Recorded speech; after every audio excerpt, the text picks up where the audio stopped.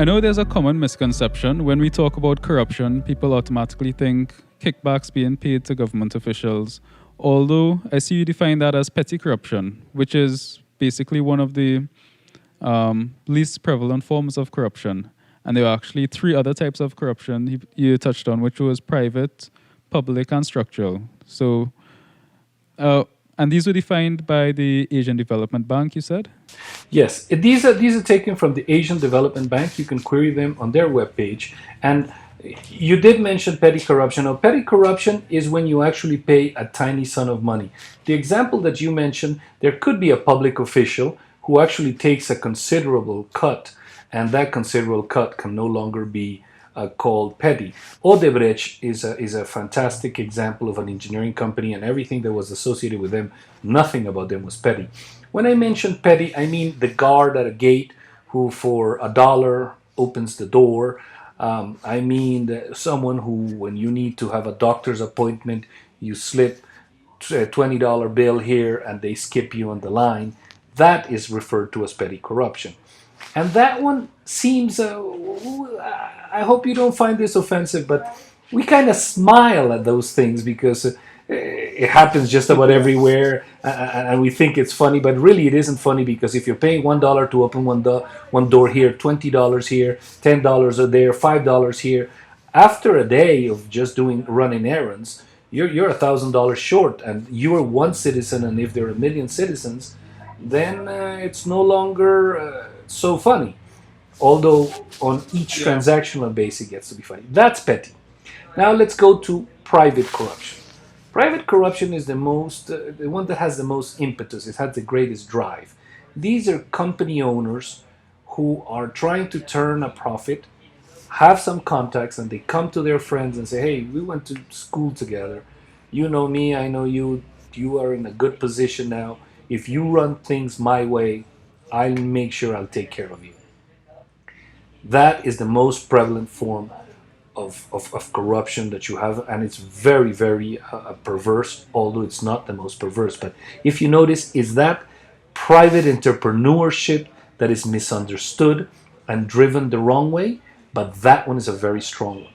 Then you have a second form of corruption, which is structural corruption, and this one is probably the most perverse of them all, because it's headless. You just change the rules of the game so that the pipeline sort of drains into my yard, and I get to irrigate my Oh, farm. okay. That's what structural corruption is. But whenever you see the law, you don't quite understand how it's working, but someone in the end benefits. I'll give you a very, very old That example. would be like So that would be similar to what I would guess a lot of lobbyists do in the US as well, where they would lobby for certain restrictions to be placed, like Comcast not allowing competition in certain states so that they could have a monopoly in certain areas, and then other companies, well, I guess other companies colluding with them, price fixing and stuff, that would be a different kind of corruption. But this one where they would have, rules set up in law so that you need a certain kind of license to. Okay, let me begin again. So let's say I'm a company, and I have a big enough company that I could get some sort of political influence.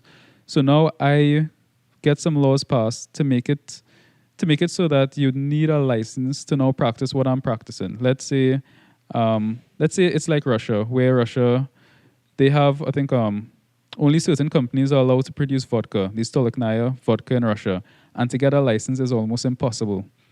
So as somebody that has all the money and all the capital and expertise, I can't just jump out. I can't just make my own vodka production factory because I don't have this license, and this license is only given out by the state. And the state will only give it out to, I guess, their friends or their business partners. So in such a way, you have something set up in law that will let the people that produce that vodka be the only ones that could produce it. And anyone else, they sort of use the law to constrict the market to themselves. So that would be a case of structural corruption. That would be a case of structural corruption. But let me give you one simpler, down to earth.